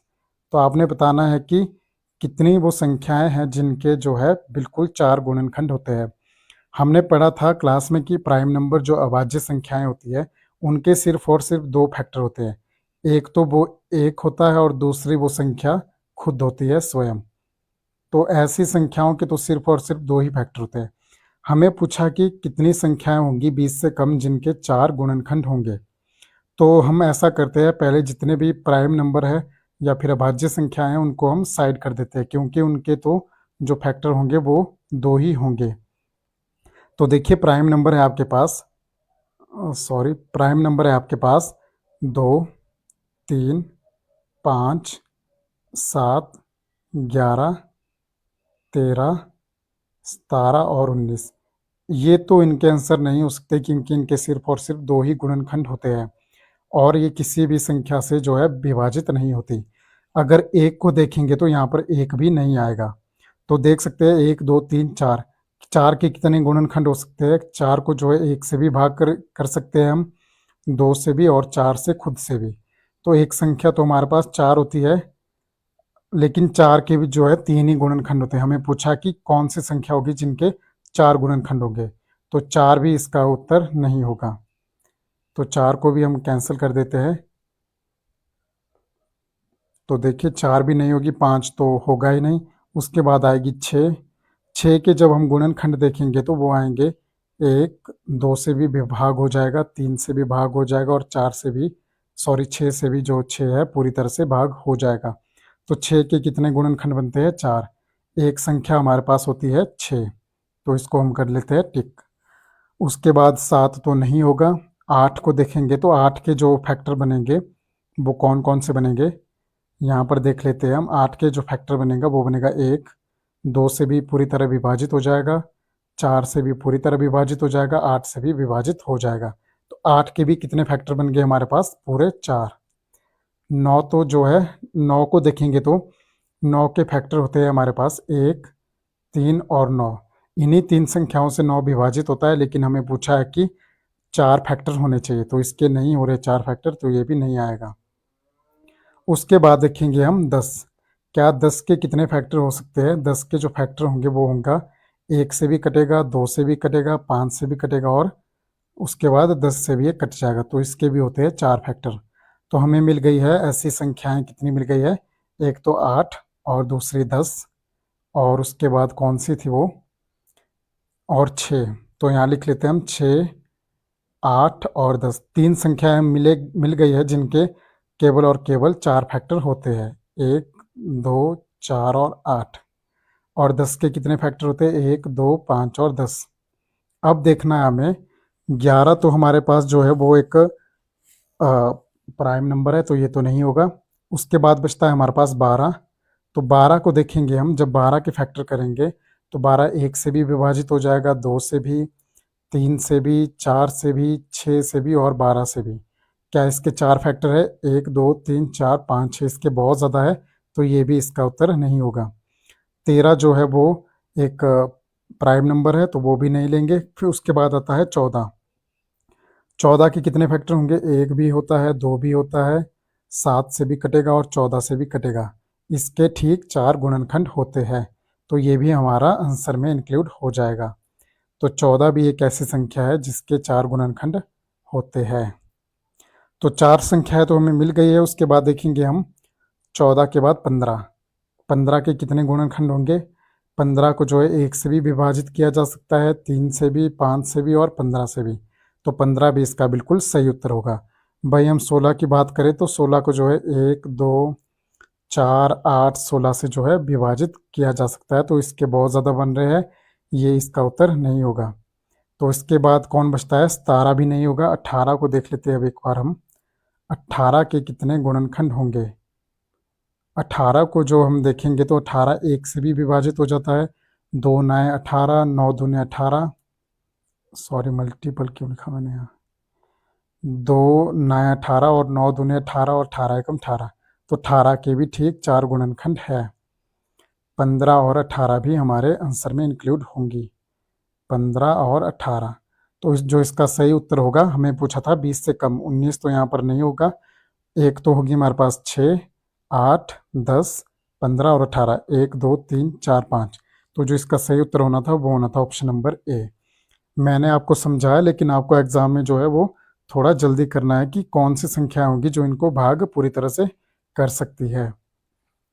तो ऑप्शन नंबर ए इसका सही उत्तर होगा। तो चलिए अगले प्रश्न की तरफ। अब फिर से देखिए हमारे पास प्रश्न है यूक्लिड की परिभाषा के अनुसार। देखिए यूक्लिड एक वैज्ञानिक था, उस समय का वैज्ञानिक था जिस समय लोगों को गिनती तक नहीं आती थी। तो इन्होंने अपनी एक एक्सियम, जो यूक्लिड की एक्सियम कहते हैं, मतलब इनके अपने रूल या फिर जो इनकी ऑब्जर्वेशन थी, इन्होंने वो दी थी। तो अब हमारे पास प्रश्न है कि निम्नलिखित में से कौन सा विकल्प एक बिंदु को सर्वोत्तम तरीके से वर्णित करता है। तो हमने बताना कि बिंदु जो होता है, एक पॉइंट होता है, उसको जो है हम कैसे डिफाइन कर सकते हैं। वह जिसकी लंबाई तो होती है लेकिन चौड़ाई नहीं होती। क्या बिंदु की लंबाई होती है? क्या आप बिंदु की लेंथ को नाप सकते हो? ये एक बिंदु है, इसकी क्या लेंथ होगी? इसकी कभी भी लंबाई नहीं हो सकती। तो ऑप्शन नंबर ए गलत है। वह जो किसी स्थान को घेरता है। देखिए स्थान को तो घेरना अलग बात है, लेकिन इसकी जो वैल्यू होती है वो फिर वहाँ पर एग्जिस्ट नहीं हो पाती। फिर भी हम बाकी ऑप्शन को देख लेते हैं। और वह जिसकी स्थिति तो होती है लेकिन परिमाण नहीं होता। ये ऑप्शन बिल्कुल सही है, ऑप्शन नंबर सी। स्थिति देखिए हम देख तो सकते हैं कि हमारे पास बिंदु तो हमें दिख रहा है, यहाँ पर बिंदु है, लेकिन इसको हम जब मापेंगे तो इसका कोई परिमाण नहीं होता। जब हम देखेंगे हमारे पास जब ग्राफ होता है, यहाँ एक बिंदु हम प्लॉट करेंगे, तो इसको जब हम देखेंगे तो यहाँ पर इस बिंदु की अपनी वैल्यू नहीं होती। हम इसके पॉइंट ज़रूर देख सकते हैं कि ये कौन से कितने पर पॉइंट आ रहा है। मान लो यहाँ पर 3 है, यहाँ पर 2 है। इस पॉइंट पर हम देख सकते हैं कि वैल्यू तो देखेंगे हम कि कौन सी जगह पर खड़ा है, लेकिन इस बिंदु को जो हम कैलकुलेट करेंगे इसकी वैल्यू, तो उसकी वैल्यू जो परिमाण है वो कुछ भी नहीं होता। इसलिए ऑप्शन नंबर सी इसका बिल्कुल सही उत्तर है। ऑप्शन नंबर बी जो है गलत है। वह जिसकी केवल लंबाई और चौड़ाई होती है। तो बिंदु को जो हम माप ही नहीं सकते, ना ही तो इसकी लंबाई होती है ना चौड़ाई होती है। ऑप्शन नंबर सी इसका बिल्कुल सही उत्तर होगा। चलते हैं अगले प्रश्न की तरफ। फिर से कहा गया हमें कि यदि बराबरों को बराबर में जोड़ा जाए तो परिणाम क्या होगा। अब आप बोलोगे ये तो एक बहुत ही आसान सा प्रश्न है। देखिए बराबर का मान लीजिए 2 है और 2 है। अब इनको जो है बराबर में जोड़ा जाए, तो मान लो एक बराबर संख्या लेते हैं हम दोनों के लिए, 5 और 5। इन दोनों को अगर हम बराबर में जोड़ा जाएगा तो आंसर जो है क्या होगा? तो वो होगा हमारे पास 7 और 7 दोनों साइड बराबर। तो चलिए अब बताइए कि इसका जो आंसर होगा वो क्या हो सकता है। पूर्ण की तुलना नहीं की जा सकती। पूर्ण मतलब जो ये आंसर आया आपके पास, क्यों नहीं तुलना की जा सकती? इनकी तुलना बेशक की जा सकती है। तो ये गलत है। तो पूर्ण भी जो बराबर होंगे, तो सही बात है कि जब हम बराबर को बराबर में जोड़ेंगे तो उनके जो पूर्ण आएंगे, जो इनके रिजल्ट आएंगे, वो भी आपस में बराबर ही होंगे। तो ये उत्तर जो है बिल्कुल सही होगा। ऑप्शन नंबर सी है आपके पास। तो पूर्ण दोगुने होंगे, तो दोगुने तो नहीं होंगे, ये ऑप्शन गलत है। तो पूर्ण बराबर नहीं होंगे, तो हमने देख लिया कि जब हम बराबर संख्याओं में बराबर जोड़ेंगे तो उनके रिजल्ट भी जो है बराबर आएंगे। तो ऑप्शन नंबर डी भी गलत है। तो चलिए अगले प्रश्न की तरफ। Which statement correctly describe natural numbers. आपने नेचुरल नंबर पढ़े होंगे, नहीं पढ़े होंगे तो मैंने फिर से कहा आपको कि जो मैंने क्लास है उसमें मैंने एक एक चीज़ आपको बताई है। इस देख सकते हैं आप, एक नंबर लाइन है, मैंने इसमें आपको हर एक वो चीज़ एक्सप्लेन करके दी है, चाहे वो नेचुरल नंबर हो, चाहे होल नंबर हो, चाहे या फिर इंटीजर्स हो जिनको हम पूर्णांक कहते हैं, हर एक वो चीज़। तो बताइए नेचुरल नंबर के बारे में क्या कथन सही है। तो यहाँ पर दिया गया है कि natural numbers are positive whole number starting from 1। क्या प्राकृतिक संख्याएं वो होती है जो 1 से स्टार्ट होती है और पॉजिटिव मतलब कि प्लस की तरफ चलती रहती है। तो ये इसका उत्तर जो है बिल्कुल सही होगा। क्योंकि देखिए नेचुरल नंबर होते हैं, अगर आपको नहीं विश्वास होता कि नेचुरल नंबर क्या होते हैं या फिर आपको याद नहीं रहता, तो आप किसी से भी जो है गिनती पूछिए। एक छोटा बच्चा होगा या फिर कोई बड़ा बुजुर्ग इंसान होगा, तो उनके जो जवाब होगा जो वो नेचुरली देंगे आपको, आपके मन अपने मन से या फिर उनके मुंह से जो गिनती निकलेगी नेचुरली वो निकलेगी 1 2 3 4 इस प्रकार से। तो वो कभी भी ये नहीं कहेंगे कि संख्या होती है 0 1 2 3। उनके जो नेचुरली किसी भी इंसान के मुंह से निकलेंगे वो निकलेंगे 1 2 3 4 5। इसीलिए इनको कहा जाता है नेचुरल नंबर। और ये कहाँ से स्टार्ट होते हैं? 1 से स्टार्ट होते हैं। जब जीरो को इंक्लूड किया जाता है तो ये बन जाते हैं पूर्ण संख्याएं, होल नंबर। ये चीज़ें मैंने आपको सारी एक्सप्लेन कर दी गई है क्लास में। तो चलते हैं अब ऑप्शन की तरफ। तो पहला ऑप्शन इसका बिल्कुल सही उत्तर होगा। Natural numbers are only even number, ये गलत है, क्योंकि ऑड नंबर जो होंगे, विषम संख्याएं, वो भी इसका उत्तर हो सकती है। Natural numbers are include zero and negative. देखिए, जब जीरो को इंक्लूड करते हैं तो वो तो होल नंबर बन जाते हैं, और जब नेगेटिव को भी इंक्लूड किया जाता है तो वो एक नंबर लाइन बनती है, जिन्हें कहते हैं इंटीजर्स या फिर पूर्णांक। जब हम इन सभी को इंक्लूड करते हैं, नेगेटिव, जीरो और पॉजिटिव नंबर को, तो ये बन जाते हैं पूर्णांक। तो ये ऑप्शन भी गलत है, उनको नेचुरल नंबर नहीं कहते। Natural numbers include fraction and decimal, गलत बात है। जितने भी नेचुरल नंबर्स होते हैं, जितने भी होल नंबर होते हैं, इन सभी में कभी भी डेसिमल्स या फिर जिनको दशमलव या फिर फ्रैक्शन कहते हैं, भिन्न कहते हैं, वो कभी भी इंक्लूड नहीं होते। इनमें जो वैल्यू होती है वो पूरी वैल्यू होती है, जैसे कि 5 हो गया, 3 हो गया, -2 हो गया, 0 हो गया, कुछ भी मान लो। अगर जो डेसिमल्स वगैरह होते हैं उनको मैं आपको बता देता हूँ। जैसे मान लो 17/5 है आपके पास, तो इसकी जो वैल्यू आएगी वो आएगी 5 3 15, 2 और 0, 5 चौके 20, तो 3.5। डेसिमल्स और भिन्न होते हैं, इनको हमने अलग से क्लासीफाई किया, उसे कहते हैं हम रैशनल नंबर या फिर परिमेय संख्याएं। और उसमें भी टर्मिनेटिंग, नॉन टर्मिनेटिंग, हर एक वो चीज़ आपको करवाई गई है। ये सभी इनमें इंक्लूड नहीं होते हैं। तो जो सही उत्तर होगा वो होगा ऑप्शन नंबर ए। तो चलिए अगले प्रश्न की तरफ। If a student wants to create a sequence of perfect square starting from 1, which operation should they repeatedly perform? देखिए, अगर आपको परफेक्ट स्क्वायर नंबर बनाने हैं 1 से लेकर, तो इसका जो सबसे सही उत्तर या फिर जो सबसे सटीक तरीका होता है वो होता है कि आप उनमें विषम संख्याओं को जोड़ते जाइए। जैसे मान लो 1 है, अगर मैं 1 में 3 जोड़ूं अगली विषम संख्या, तो वो बन जाता है 4, और 4 जो है वो 2 का स्क्वायर होता है। तो एक परफेक्ट स्क्वायर जो नंबर है 4, वो एक विषम संख्या को जोड़ने से बना। कौन सी? 2 विषम संख्याएं जो लगातार आती है। अब इसके बाद मान लो 1 + 3 + 5, हमने एक और विषम संख्या जोड़ ली, तो उसका उत्तर कितना होगा? 3 और 1 4, और 5 कितना हो गया?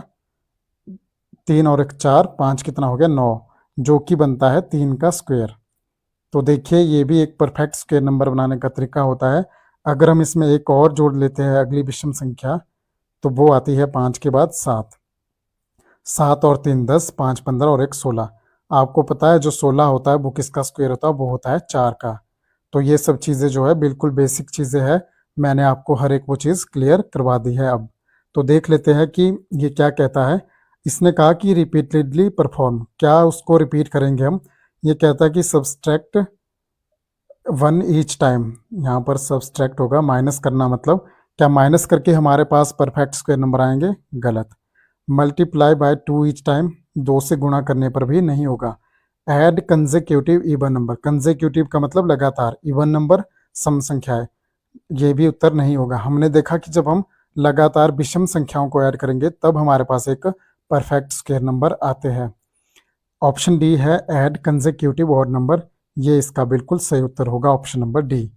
तो ये आपने ध्यान में रखना है कि जब हम लगातार विषम संख्याओं को ऐड करते जाएंगे तो वो एक नई जो है हमारे पास स्क्वायर नंबर, पूर्ण जो वर्ग संख्या है वो बना के देगा। तो चलिए अगले प्रश्न की तरफ। इसमें भी कहा है कि निम्नलिखित में से कौन सा कथन यूक्लिड की जो अभिधारणा का सटीक रूप से निरूपण करता है? तो आपने बताना है कि बहुत ही आसान सी अभिधारणाएं थी यूक्लिड की। ऑप्शन ए है आपके पास, बे वस्तुएं जो एक ही वस्तु के बराबर हो एक दूसरे के बराबर होती है। अब इसने कहा कि मान लो कोई वस्तु, यहाँ पर एक वस्तु ये है और दूसरी वस्तु ये है, और इसने कहा कि अगर ये किसी वस्तु के बराबर होगी, मान लो ये जो है इसके बराबर है और ये वाली वस्तु भी इसके बराबर है, तो क्या ये आपस में बराबर होगी या नहीं होगी? मान लेते हैं, हमने कहा था कि हम एग्जाम्पल लेते हैं कि यहाँ पर ये 5 है, ठीक है, एक 5 अंक की संख्या है। अगर ये इसके बराबर होगी तो मतलब ये भी 5 होगी, और ये वाली वस्तु भी अगर इसके बराबर है 5, तो मतलब ये भी तो 5 ही हुई। तो फिर क्या ये आपस में बराबर होगी या नहीं? तो ये भी आपस में बराबर ही होंगी।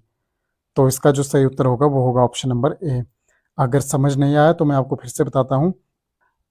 मान लीजिए आप एक क्लास में पढ़ते हो और आपकी या फिर आपका एक दोस्त है, अगर मान लो आपकी और आपकी जो उम्र होगी वो जो मान लो आपकी एज है वो आपकी दोस्त की एज के बराबर है, ठीक है। एक ही क्लास में हो, मान लो किसी एक ही साल में आप पैदा हुए हो, मान लो 2004 में आपका डेट ऑफ बर्थ है और आप एक ही जगह हो, तो अगर आपकी और आपके दोस्त की जो एज है वो सेम है, उसके बाद कहते हैं कि जो आपका दोस्त है उसकी एज और एक और लड़के की एज भी सेम है। तो मतलब देखिए, जो इसकी एज होगी, जो आपकी एज होगी वो इसकी एज थी, बराबर बराबर आप दोनों दोस्त हो एक ही क्लास में, और इसकी जो उम्र है वो भी किसी उसकी जो मतलब है किसी और लड़के की उम्र भी बराबर है, इन दोनों की उम्र भी बराबर है। तो ऑब्वियसली आप दोनों की उम्र भी जो है वो बराबर ही होगी। अगर मान लो आप 18 साल के हो, 18 के तो नहीं होंगे, मान लो एग्जाम्पल के लिए आप मान लो 18 साल के हो और आपका दोस्त भी 18 साल का है। इसने कहा कि इसकी उम्र का एक और बंदा है, वो भी तो मतलब 18 साल का ही होगा अगर सेम एज का होगा। इसकी एज का जो और बंदा होगा मान लो वो अगर सेम ही होगा तो ऑब्वियसली वो भी 18 साल का ही होगा। तो कहने का मतलब कि आपकी एज और इस इंसान की एज, थर्ड पर्सन की एज भी बराबर ही होगी। यही ऑप्शन ए जो है बता रहा है। तो ऑप्शन बी जो बाकी सभी जो है गलत होंगे। किन्हीं दो बिंदुओं को जोड़कर एक सीधी रेखा खींची जा सकती है, किसी भी केंद्र, ये जो है यूक्लिड की अवधारणाएं नहीं थी। तो यूक्लिड ने जो अभिधारणाएं दी थी, अपने जो कॉन्सेप्ट दिए थे वो नंबर्स पर दिए थे, ना कि किसी रेखाओं पर। तो आपने ध्यान में याद रखना है। अगले प्रश्न की तरफ चलते हैं। कौन सा कथन किन्हीं दो भिन्न भिन्न परिमेय संख्याओं के बीच परिमेय संख्याओं के अस्तित्व का वर्णन करता है? अलग अलग दो राशनल नंबर है आपके पास, और वो जो कह रहा है कि उन दोनों के बीच में जो राशनल नंबर आएंगे उनके बारे में कौन सी चीज़ जो है सही बैठती है। मैंने आपको नंबर लाइन बताई थी। ये देखिए, अगर नंबर लाइन में मान लो ये एक राशनल नंबर है और एक राशनल नंबर ये है, इन दोनों के बीच में हमने ये डिस्कस किया था कि 1.001 जो है एक से बड़ा है और दो से छोटा है, ये जो है उन दोनों के बीच में आएगा। 1.0213 जो है ये भी एक से बड़ा है और दो से छोटा है, ये भी उनके बीच में आएगा। 1.00001 जो है ये भी 1 से बड़ा है और एक दो से छोटा है। तो हमने ये डिस्कस किया था कि किन्हीं भी दो जो राशनल नंबर होंगे उन दोनों के बीच में जो है अनगिनत राशनल नंबर आ सकते हैं। एक और दो के बीच में इतनी संख्या आ सकती है जिनको आप गिन भी नहीं सकते। तो चलते हैं प्रश्न की तरफ। क्या कह रहा है प्रश्न? किन्हीं दो भिन्न भिन्न परिमेय संख्याओं के बीच अपरिमित रूप से कई परिमेय संख्याएं होती है। बिल्कुल सही उत्तर है। मैंने आपको अभी एक्सप्लेन किया कि दो जो रैशनल नंबर होंगे उनके बीच में इनफाइनाइट परिमेय संख्या आ सकती है। क्यों आ सकती है? एक और दो के बीच में कितनी संख्या आ सकती है?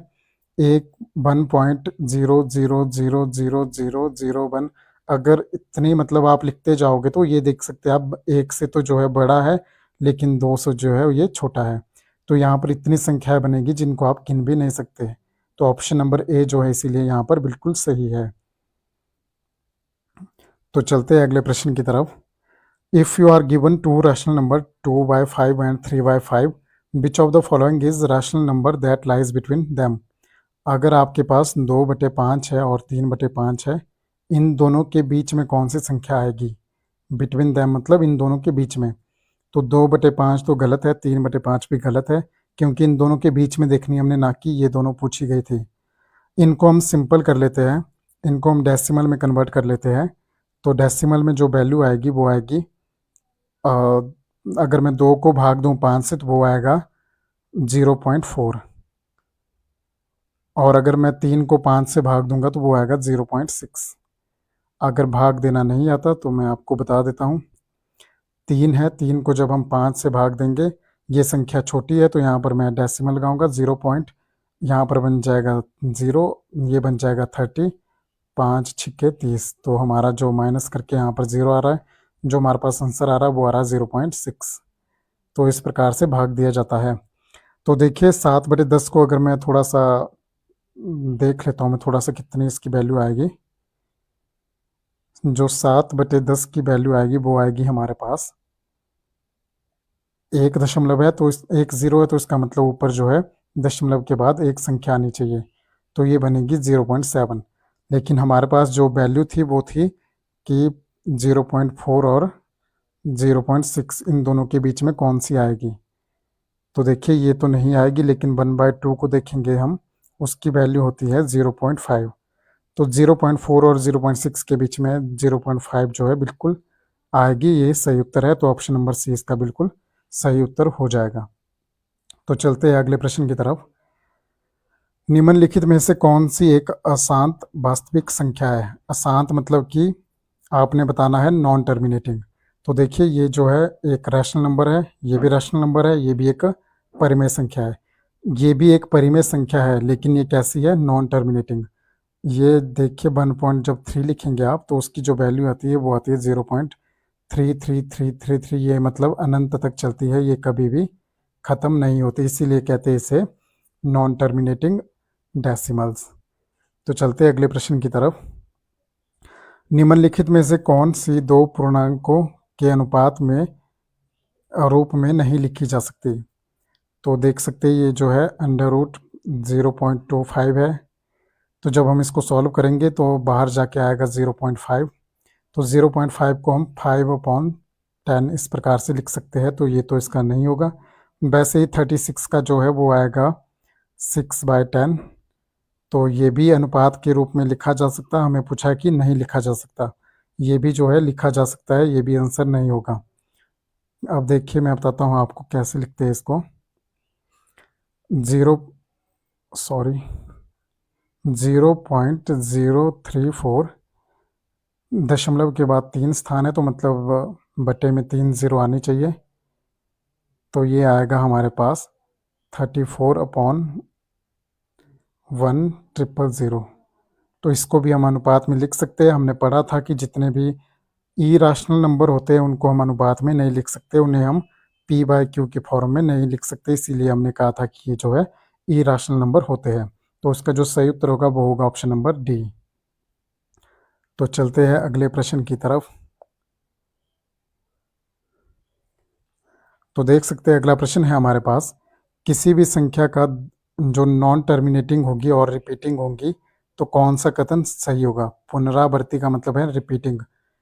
तो नॉन टर्मिनेटिंग और रिपीटिंग डेसिमल्स को हम क्या कहते हैं, जैसे कि मान लो हमने देखा था 0.333। तो ऐसे जो संख्याएं होती है उन्हें परिमेय संख्या कहते हैं, क्योंकि हम इन्हें 0.3 के ऊपर बार लगा देते हैं तो ये बन जाता है 3/9, 0.3/9। जब हम आप इसको सॉल्व करोगे तो ये जो है इतना ही आंसर आएगा। इसीलिए ये संख्या जो है वो नॉन टर्मिनेटिंग रिपीटिंग होती है, लेकिन ये एक राशनल नंबर के अंदर आती है। तो ऑप्शन नंबर ए जो है बिल्कुल सही उत्तर इसका होगा। अगर आपको नहीं पता कि राशनल नंबर, मैंने आपको पिछली क्लास में हर एक चीज़ पढ़ाई है, तो आपने वो क्लास देखनी है एक बार। अगला प्रश्न है, किसी विषम संख्या का वर्ग सदैव, मान लो कोई विषम संख्या 5 है तो इसका जो वर्ग होगा वो कितना होगा, 25। तो ये 25 है। अगर मान लो 7 का स्क्वायर निकालेंगे तो वो होगा 49। तो इसका मतलब किसी भी विषम संख्या का जो स्क्वायर होगा वो एक हमेशा विषम संख्या ही होगा। 25 और 49 जो है ऑड नंबर है, विषम नंबर, वो कभी भी सम संख्या नहीं हो सकती। ना ही तो वो शून्य हो सकता है और ना ही तो वो देखिए प्राइम नंबर हो भी सकता है या नहीं भी हो सकता, लेकिन इसके बारे में हमारे पास डेफिनेट कंक्लूजन नहीं है। तो वो विषम तो जो है वो ज़रूर ही होंगी। अगर 9 का स्क्वायर निकालेंगे तो 9 9 81, तो ये भी जो है ऑड नंबर है। तो ये आपने बिल्कुल ध्यान में रखना है। चलिए अगला प्रश्न है हमारे पास, यदि x कोई परिमेय संख्या है तो x का गुणात्मक तत्समक से गुणा करने पर क्या परिणाम होगा। तो ये होता है मल्टीप्लिकेटिव आइडेंटिटी। आपको देखा होगा, आपने पढ़ी होगी, नहीं पढ़ी तो मैंने आपको क्लास में पढ़ाई है, पिछली क्लास में। मल्टीप्लिकेटिव इन्वर्स का मतलब होता है जब हम एक से किसी संख्या को गुणा करते हैं। तो इसने कहा कि x एक परिमेय संख्या है, उसको हमने 1 से मल्टीप्लाई किया तो वो जो आंसर आएगा वो क्या आएगा, वो x ही आएगा। मान लो x की जगह अगर 9 होता तो उसको हम 1 से मल्टीप्लाई करते तो उसका आंसर जो है 9 ही आता। तो ये वैल्यू सेम जो है आंसर में आएगी। तो x को मल्टीप्लाई जब हम 1 से करेंगे तो वो आंसर भी x ही आएगा। x इंटू 1 जो है वो x ही होता है। Multiplicative identity additive inverse, additive identity, multiplicative inverse, ये सभी चीज़ें मैंने आपको पिछली क्लास में एक एक अच्छे से बता दी है। तो चलते हैं अगले प्रश्न की तरफ। परिमेय संख्याओं के संबंध में निम्नलिखित में से कौन सा कथन सत्य है? किन्हीं भी दो परिमेय संख्याओं के बीच कोई परिमेय संख्या नहीं होती। गलत, क्योंकि हमने पढ़ा था कि 1 और 2 के बीच में कितनी सारी इनफाइनाइट जो रैशनल नंबर है, परिमेय संख्या थे, वो आ रही थी। किन्हीं भी दो परिमेय संख्याओं के बीच केवल एक ही परिमेय संख्या होती है। तो ये भी गलत, क्योंकि यहाँ पर बहुत सारी आती है। परिमेय संख्याएं ऋणात्मक नहीं हो सकती। नेगेटिव नंबर्स, ये भी गलत है, क्योंकि -3 भी एक रैशनल नंबर है, -4 भी रैशनल नंबर होता है। किन्हीं भी दो भिन्न भिन्न परिमेय संख्याओं के बीच सदैव कम से कम एक परिमेय संख्या होती है। तो देखिए, ऐसे तो इनफाइनाइट होती है, लेकिन इसने कहा कम से कम एक तो होती ही है। तो ये बात बिल्कुल सही है, एक तो कम से कम होगी, अदरवाइज यहाँ पर इनफाइनाइट जो है होती है। तो ऑप्शन नंबर डी जो है बिल्कुल सही होगा।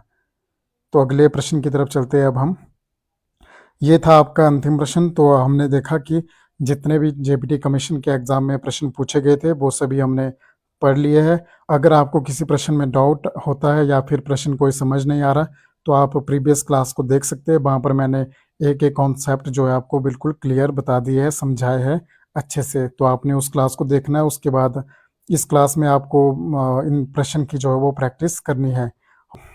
हो सकता है आपको ये प्रश्न एचपी पटवारी या फिर एचपी पंचायत सेक्रेटरी के एग्ज़ाम में देखने को मिले, तो आपने इनको अच्छे से पढ़ना है।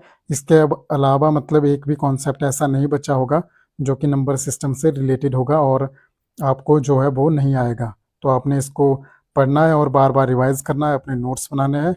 तो आज के लिए बस इतना ही, मिलते हैं अगली क्लास में।